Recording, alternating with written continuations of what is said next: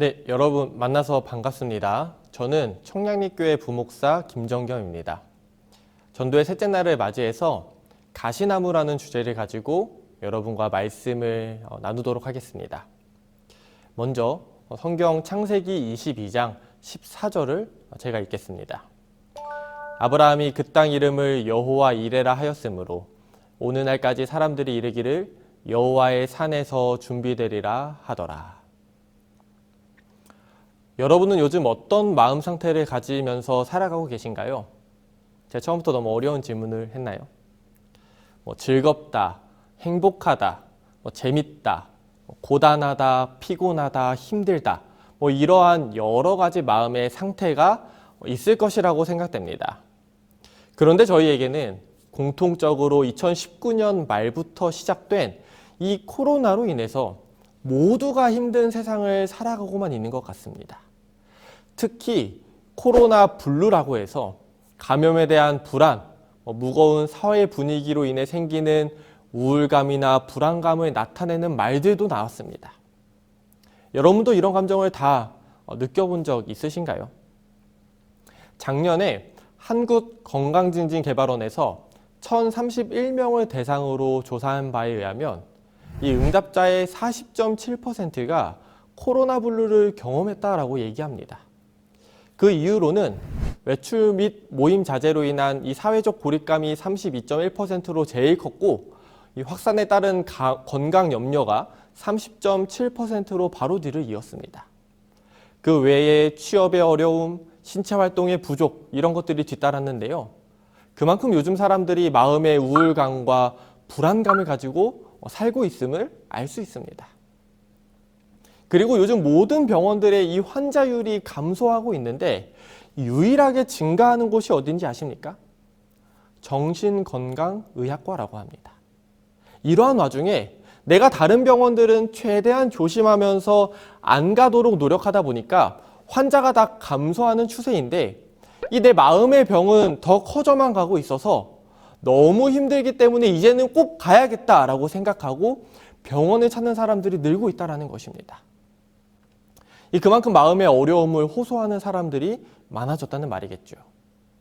근데 제가 이렇게 너무 불안한 말만 하면 안 되니까 일단은 코로나 블루를 너무 걱정하지 않으셔도 된다라고 말하고 싶어요. 이 정신건강의학과 의사들은 건강한 사람이라도 느낄 수 있는 아주 자연스러운 우울감이라고 말하고 있습니다. 왜냐하면 우리가 당연하게 누렸던 것들이 이제는 다 사라졌기 때문에 느껴지는 잠깐의 우울적인 현상이기 때문입니다. 물론 개인적으로 이러한 감정이 너무 장기화돼 버리면은 안 되겠지만 일반적으로는 괜찮다라는 것이죠. 하지만 이러한 코로나 블루가 심해져서 분노와 짜증으로 표현되는 코로나 레드로, 그리고 그 이후에 절망과 좌절과 암담함으로 표현되는 코로나 블랙으로까지 표현되면서 저희가 느끼기에 상황이 좋아지기보다는 점점 더 안 좋아지는 것 같다고 느껴지는 것은 사실입니다. 최근에는 성인 84%가 이 우울감은 호소한다라는 조사도 있었습니다. 그래서 요즘에 제일 저희가 궁금한 게 뭘까요? 이 끝은 도대체 언제일까가 아닐까요? 저희가 신종플루, 사스, 에볼라, 메르스 등 나름에도 최신에도 여러 가지 전염병을 감당하면서 살아왔습니다. 저도 군대에 있을 때 이 신종플루가 터졌어서 외출 외박 휴가를 전혀 나가지 못하고 몇 개월을 지냈었습니다. 하지만 그 기간이 다 몇 개월 정도였지 이만큼 몇 년 단위로 장기화된 적은 단 한 번도 없었다라는 것이죠. 그래서 도대체 이 끝은 어디일지 더 궁금하고 더 걱정되지 않나요? 그런데 사실 저희는 이러한 세상의 전반적인 불안감뿐만이 아니라 이 개개인의 불안감도 엄청날 거라고 생각됩니다. 물론 그 개개인의 불안감이 이 세상의 전반적인 상황에서 오는 경우들도 많이 있겠죠. 이 각자의 상황에 맞춰서 불안한 마음이 많이 있을 거예요. 생각해보면 사실 이 코로나가 아니어도 사람들은 많은 불안과 우울감을 가지고 살고 있었어요. 그런데 이것이 코로나로 인해서 더욱 증폭된 것이라고 생각됩니다. 그럼 여러분은 어떤 걱정이 있으신가요? 내가 다니고 있는 회사는 괜찮을지, 내가 취업은 잘할 수 있을지, 내가 하는 사업은 성공할 수 있을지, 대학생들은 졸업은 할 수 있을까? 아니면 내가 대학을 갈 수 있을까? 저희 20학번 친구들은 과 동기도 제대로 만나보지 못하고 벌써 2학년이 되었죠. 수많은 걱정이 가득합니다. 제 이야기를 잠깐 하자면 목사님들도 정식으로 이 목회를 시작하려면 다 시험을 봐야 합니다.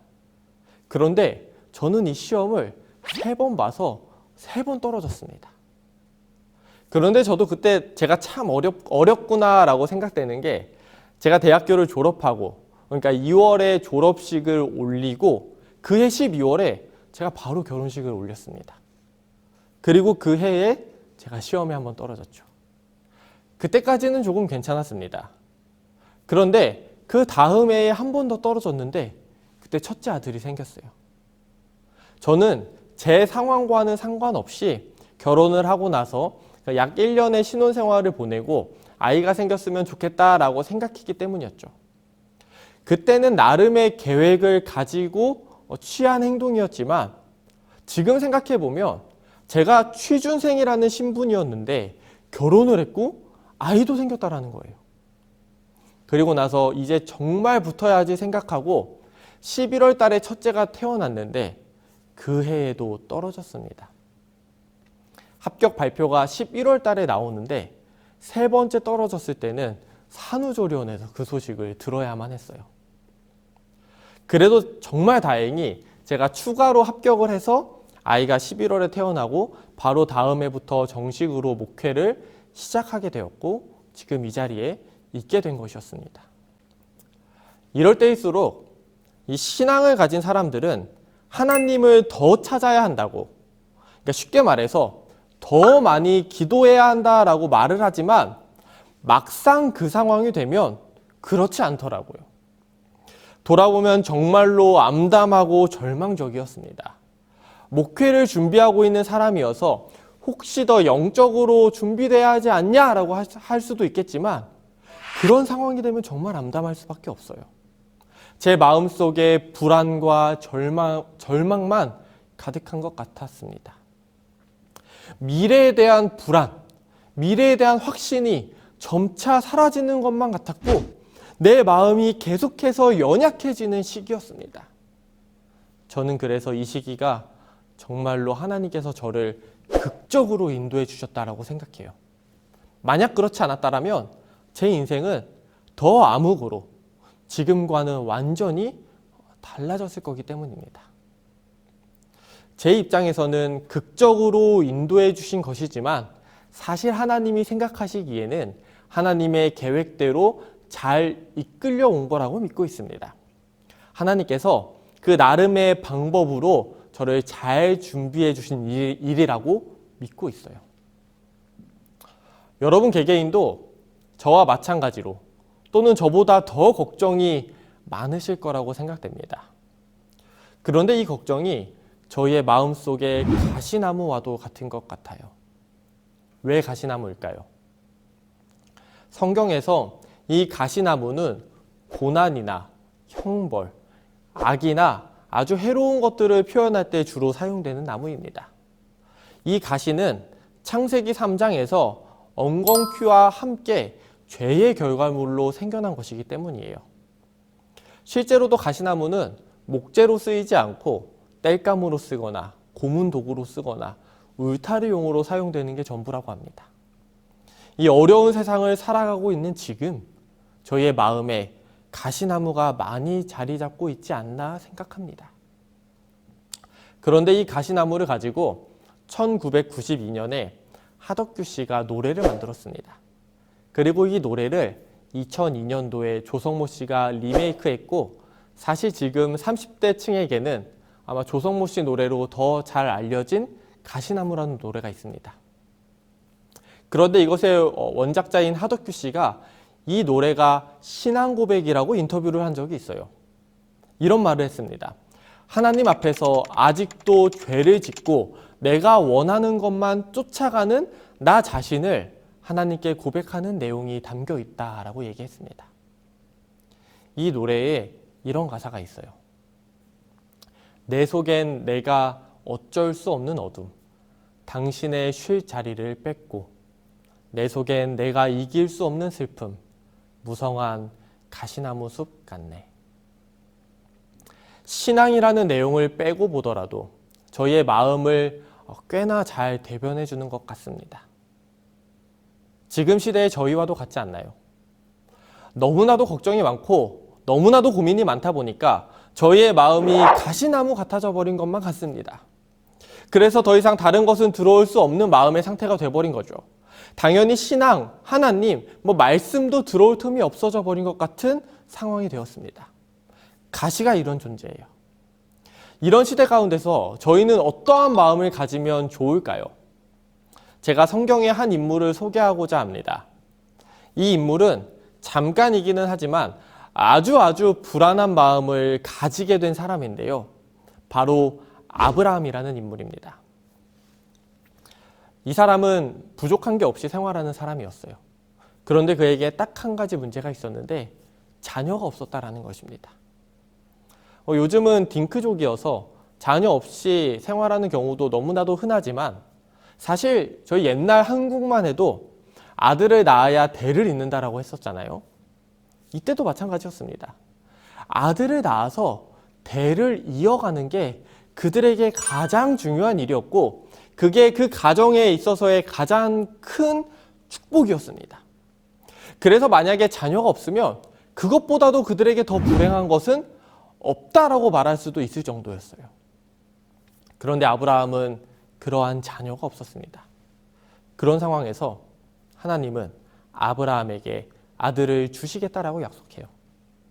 그리고 아브라함이 100세 때 그의 아내가 90세일 때 아들이 태어납니다. 정말 대단하지 않나요? 당시에 오래 살면 120세에서 140세 정도까지 살았다라고 하는데 그렇게 본다고 하더라도 100세는 아주 노년의 나이입니다. 지금 100세까지 산다라는 상황을 봤을 때 생각해보면 지금 나이로도 이미 70은 넘은 상황이었어요. 이러한 노년의 나이에 태어난 아들이니까 그들에게는 얼마나 귀하고 예쁜 아들일까요? 그런데 어느 날 하나님께서 다시 아브라함을 찾아와서 말씀을 하시는데 그 귀한 아들인 이삭을 제물로 바치라고 말씀하십니다. 당시에는 하나님께 이 제사를 드리는 예배가 있었는데 원래는 그 제사 때 양을 잡았어요. 그런데 아브라함에게 그 아들 이삭을 바치라고 하는 겁니다. 창세기 22장 2절에 이렇게 나와 있습니다. 여호와께서 이르시되 내 아들 내 사랑하는 독자 이삭을 데리고 모리아 땅으로 가서 내가 내게 일러준 한 산 거기서 그를 번제로 드리라. 아브라함의 마음이 얼마나 답답했을까요? 아브라함은 이 하나님을 믿는 믿음이 훌륭했던 사람이기 때문에 하나님의 말씀이라면 항상 지키는 사람이었어요. 그런데 그렇게 항상 지켜야 되는 그 하나님의 말씀이 이런 말씀을 하고 있으니 그가 얼마나 답답할까요? 저에게도 지금 두 아들이 있습니다. 지금 6살 그리고 3살인데요. 만약 하나님께서 아브라함에게 주신 그 명령을 저에게 내리신다라면 저는 그걸 한번 상상해 봤습니다. 그런데 저는 그 시험을 통과하지 못할 것만 같았습니다. 생각만 해도 마음이 너무 무거워졌어요. 이 시험의 내용을 듣고 아브라함은 마음이 얼마나 혼란스러웠을까요? 그 얘기를 들을 때 아브라함의 나이가 120세였습니다. 하나님께서 처음 그에게 아들을 주시겠다라고 할 때에도 사실 이미 인간적으로 아이를 갖는 것이 어려운 시기였는데 지금은 그것보다도 더 나이가 많아져서 120세가 된 것입니다. 이제 그 아들 이삭 아니면 더 이상 혈통을 잇는 것이 불가능이라고 생각되었을 거예요. 그리고 그 혈통을 잇는 그것만이 문제가 아니라 사랑하는 아들을 제물로 바치는 것 자체가 너무나도 말도 안 되는 일이었다라는 것입니다. 아브라함이 얼마나 암울한 상황이 됐는지 짐작이 되시나요? 그 노년의 나이에 자신의 가장 사랑하는 아들을 하나님께 바쳐야 한다니 아무리 생각해도 이해할 수 없는 상황이라는 것입니다. 그것보다도 더 안 좋고 암울한 상황이 있을까요? 그는 세상에서 가장 깊은 우울감에 빠졌으리라고 확신합니다. 부모는 자녀가 아프기만 해도 걱정 한가득하면서 잠도 제대로 못 잡니다. 그런데 그렇게 귀한 아들을 번제로 드리라고 얘기하니 그것은 그에게 있어서 정말로 말도 안 되는 이야기라는 것이죠. 먼저 결론부터 말씀드리면 사실 하나님은 그 이삭을 진짜로 제물로 바치라고 하신 건 아니에요. 다만 그 아브라함의 믿음을 보고 싶으셨어요. 어떤 믿음이냐면 그 아브라함 자신이 가장 사랑하는 것마저도 하나님께 드릴 수 있는 믿음이 그에게 있는지 확인하고 싶으셨던 것입니다. 하나님은 사람을 제물로 바치는 걸 원하시는 분이 아니기 때문이에요. 그럼 아브라함은 어떻게 했을까요? 그는 여러 날을 고민했습니다. 그리고 기도했습니다. 그리고 그가 내린 결론은 그 사랑하는 이삭을 바치는 것이었어요. 그래서 그 이삭을 데리고 산으로 올라가서 제사를 드리려고 했습니다. 그 제사를 드리는 방법은 돌을 쌓고 그 위에 나무를 올리고 제물을 그 위에 올린 다음에 칼로 그 제물을 죽인 뒤 불태우는 것이었어요. 그런데 아브라함이 이삭을 정말로 번제로 드리려고 모든 준비를 마치고 마지막으로 그 아들을 칼로 내리치려고 하는 순간에 하나님은 아브라함의 팔을 움직이지 못하게 막으셨습니다. 그리고 하나님께서는 아브라함에게 그만하면 됐다라고 말씀하십니다. 아까 얘기한 것처럼 아브라함의 그 마음을 하나님이 확인하셨기 때문이에요. 그리고 하나님은 이삭을 바치지 말고 저쪽으로 가보면 하나님께서 준비한 그 양이 있으니 그 양으로 제사를 드리라고 말씀하십니다. 그래서 아브라함은 그 장소를 여호와 이레라고 이름을 붙입니다. 창세기 22장 14절입니다. 아브라함이 그 땅 이름을 여호와 이레라 하였으므로 오는 날까지 사람들이 이르기를 여호와의 산에서 준비되리라 하더라.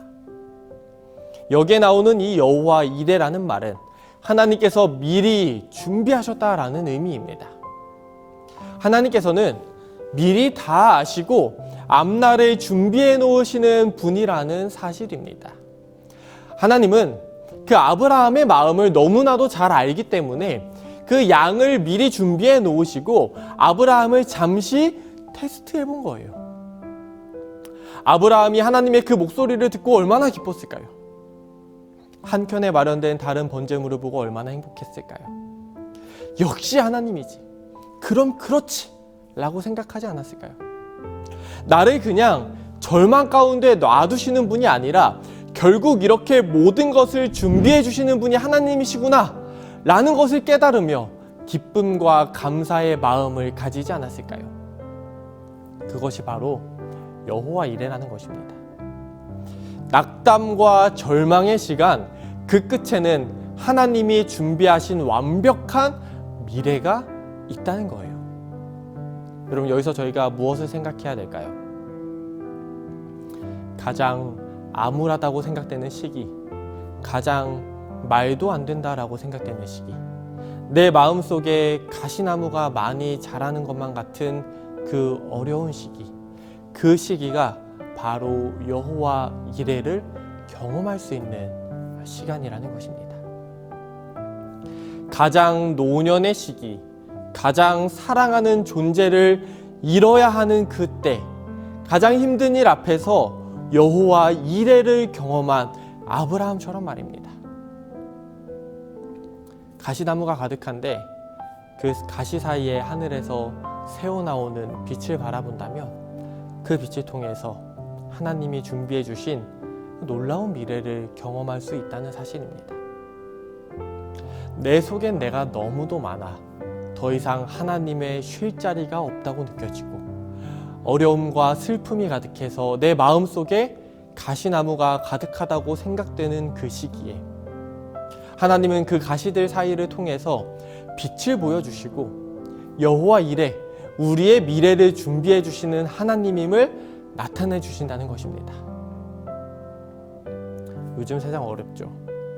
세상이 다 가시나무가 가득한 것 같아요. 그런데 이러한 시기에 여호와 이레 하나님의 준비하심이 있다는 것입니다. 여러분은 요즘 어떤 걱정을 하면서 지내고 있나요? 여러분의 앞날이 캄캄하기만 한 것 같으신가요?